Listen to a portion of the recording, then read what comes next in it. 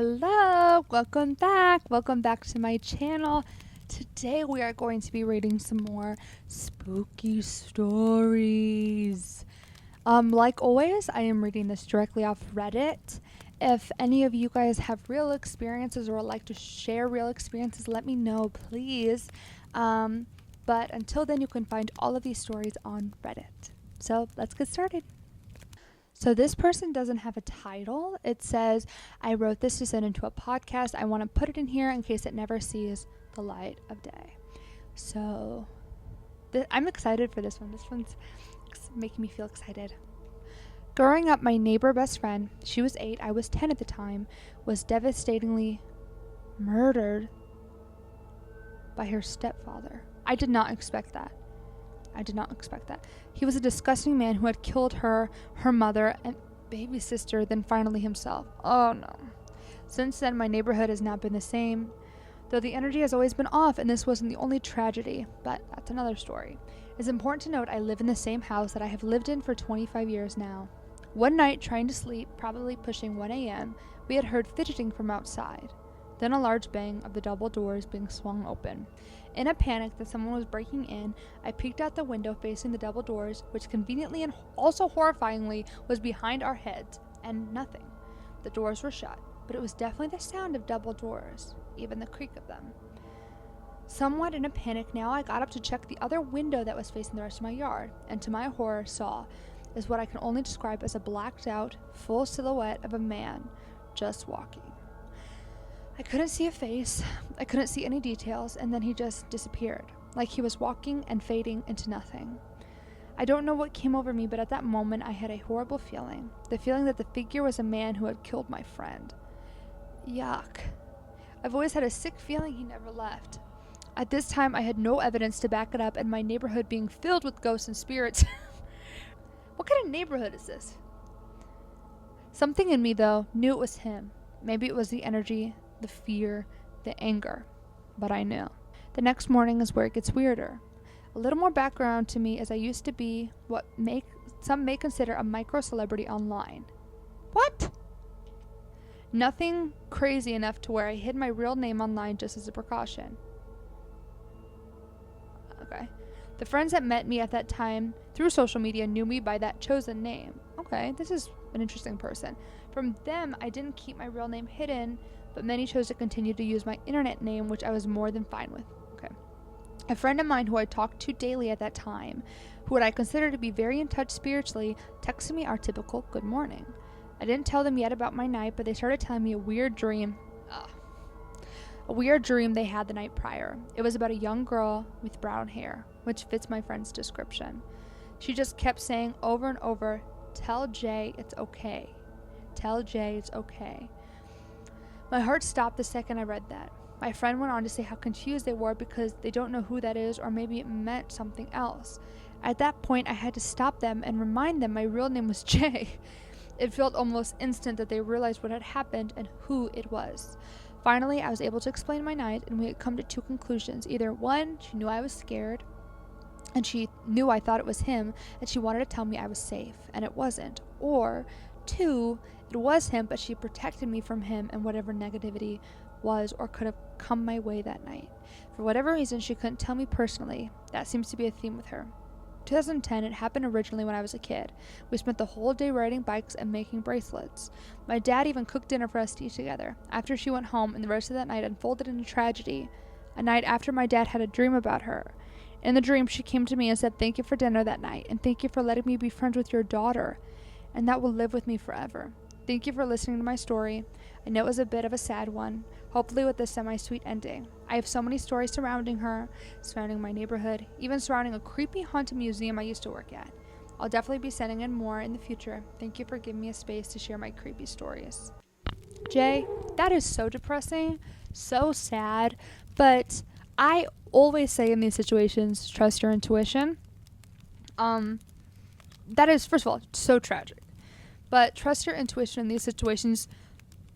I don't know if it was him. I don't know why I feel like it was. If you thought it was, I would agree it was. And what's the weird coincidence that your friend happened to visit your other spiritual friend and say that, and your spiritual friend didn't even know. I don't know. I think stuff like that is meant to happen for a reason. What kind of neighborhood do you live in? What? What? I've never heard of a whole haunted neighborhood. That's insane. Your dad having a dream about her. I think you said the night that she passed away. That's not a coincidence either. So, okay, this is called My Town Had a Quiet Hour. Last night I found out why. Okay.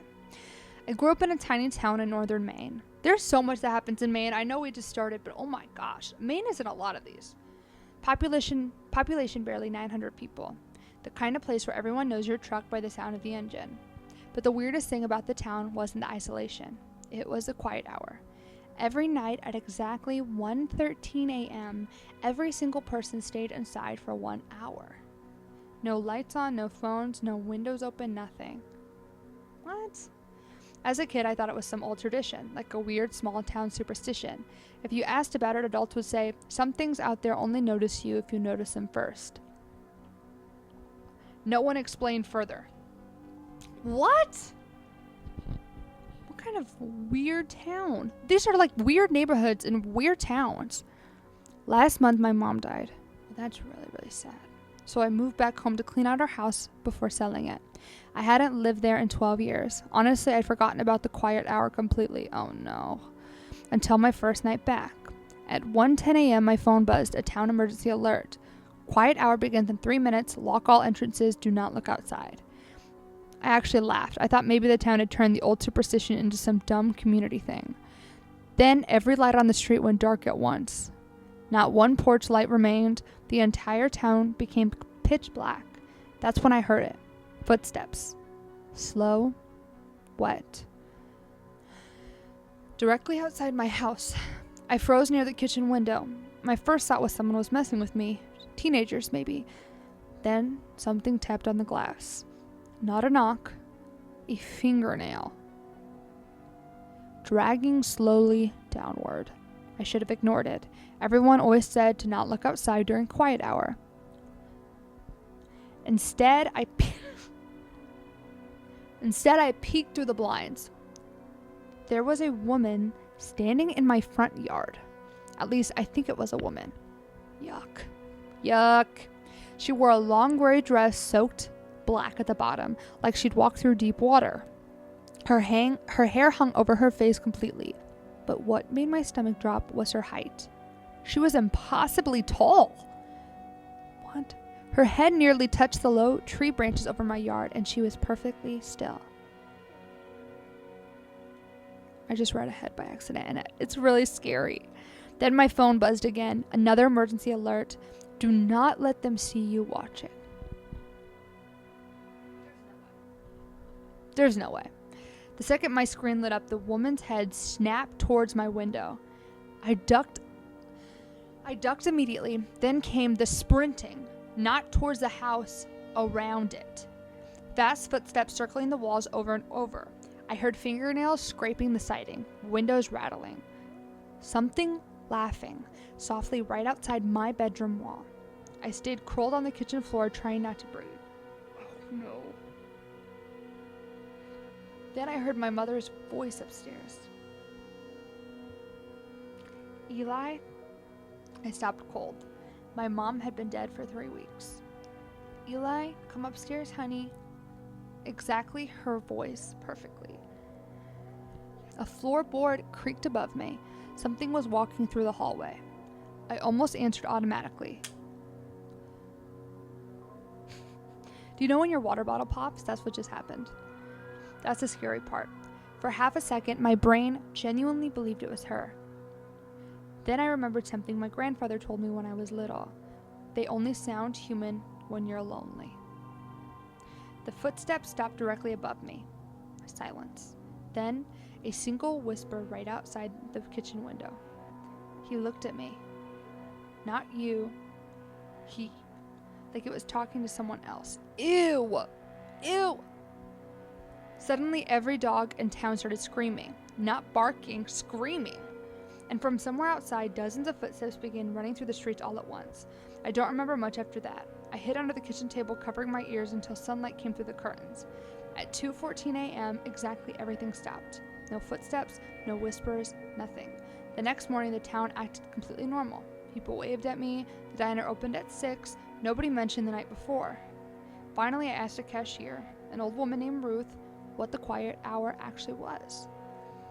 She stared at me for a long time before answering.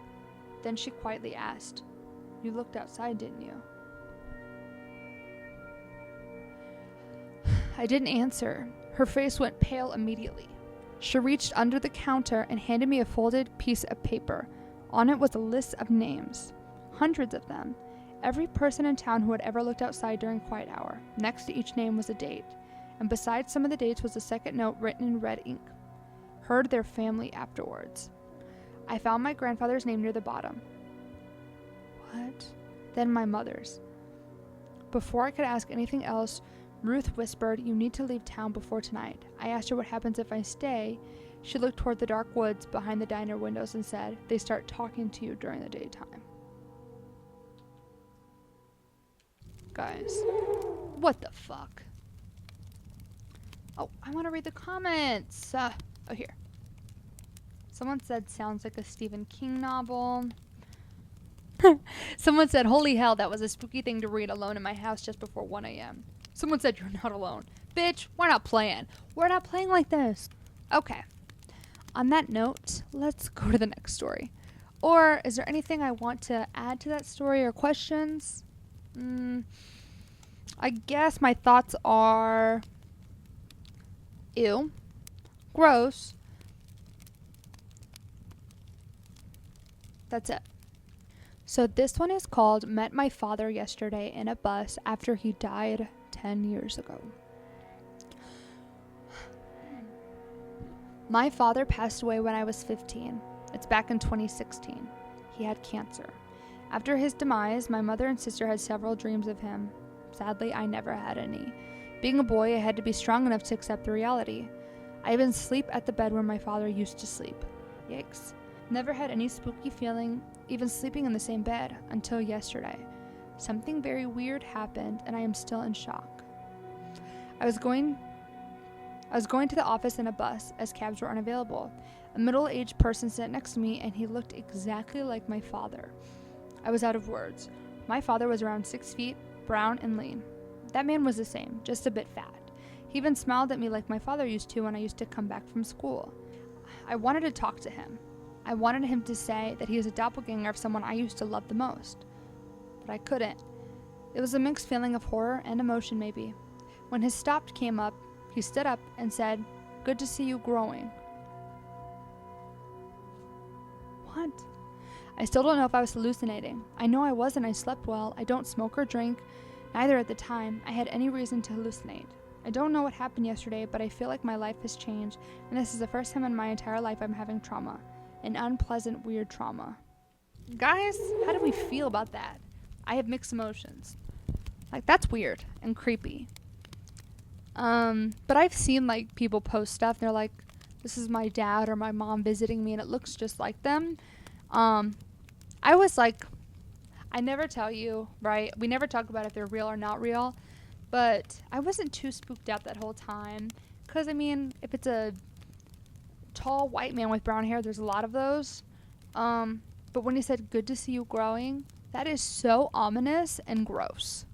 Like, part of me is like, I feel like I should feel good about that, but I just felt nasty. Why not say anything the whole time and then say that? The comments say, "This is beautiful. A friend of mine told me she saw a doppelganger of her father at an amusement park. She basically stood there frozen staring at him. He just disappeared among the crowd." See, I'm telling you, people say this. I saw my mother once, 30 years after she passed away, among a group of retirees visiting Krakow. I don't know what Krakow is. But yeah, a lot of people, this must be like a common phenomenon. I don't think they usually talk to them, but still. Okay, this one's called "I Saw My Grandpa the Night He Died." This, before we start, this phenomenon of feeling energy when they pass, wherever we go, feeling that energy, and sometimes people dream about stuff. I have experienced this firsthand. I have experienced voices in my head telling me this is the last time you're going to see this person, or feeling a certain type of energy before I know someone passed away. This stuff, I don't know what the story is. This stuff I really believe because I've experienced it. I am 43 female. This happened when I was 10. The day my grandpa died, he had been at work as a mechanic at a gas station, back in the early 90s when you could still find those. The story was he had a sudden cardiac arrest because he dropped, and there was an EMT putting gas in their car that started CPR within seconds, but he was dead when he hit the ground. That evening, my siblings and I were sitting in my grandparents' front lawn when from the porch to my right, I saw my grandpa standing there clear as day with his hands on his hips, smiling at us. When I turned to look at him, he was gone as quickly as he had appeared. It shook me. I went and told my mom, who said I should tell my grandma about it. When I did, I was able to describe the shirt he was wearing to tell them how clearly I saw him. When I did that, my grandma began sobbing. I was apparently describing the outfit he had been wearing at work that day. I am an atheist, agnostic, and I still cannot explain this. I feel like I'm gonna cry. I don't know why. That felt like we're getting all kinds of stories tonight, guys. Lay down, Binksy butt.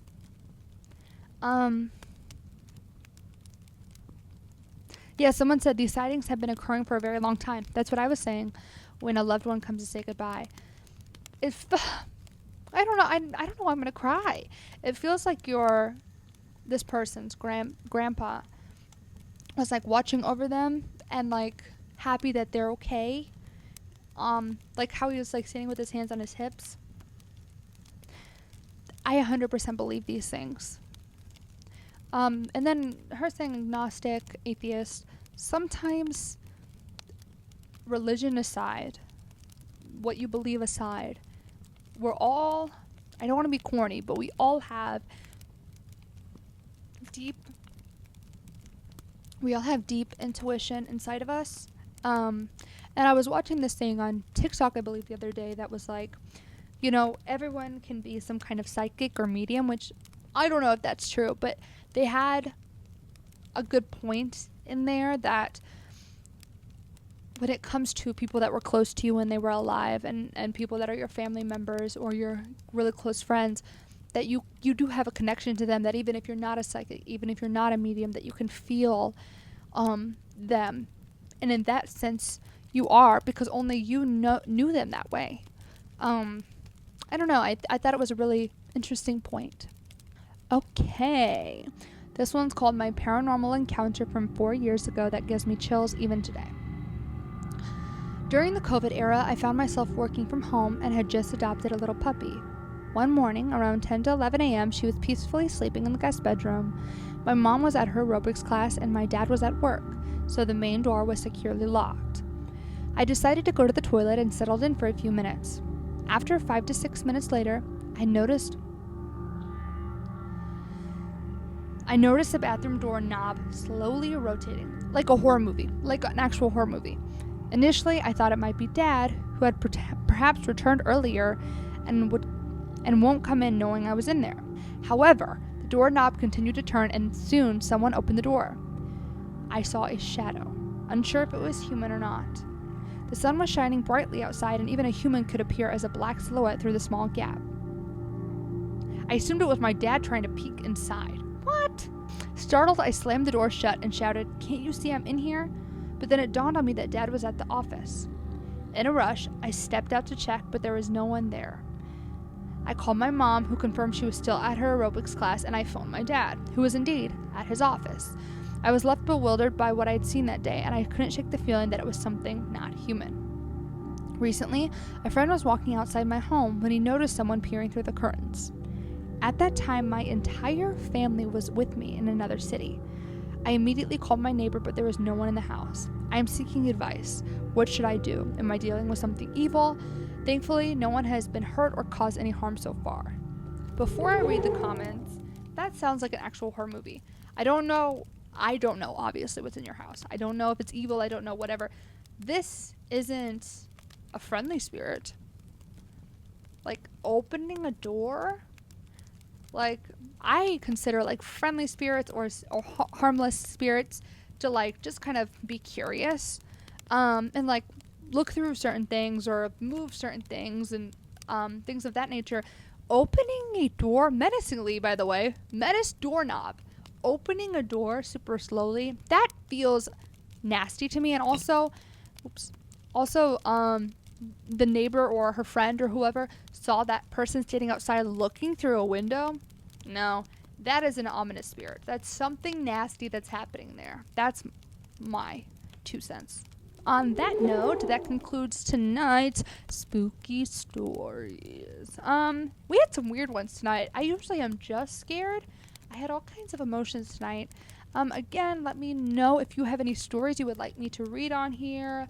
I appreciate you guys so much. I've been getting a lot more attention with these videos, and I love it because I love doing them. I just did a video not too long ago about a serial killer from Russia. That's a little bit different than this type of video, but it's still kind of the after hours big sister. So, if you guys want to go check that out, I would appreciate it. And until next time, I will see you later.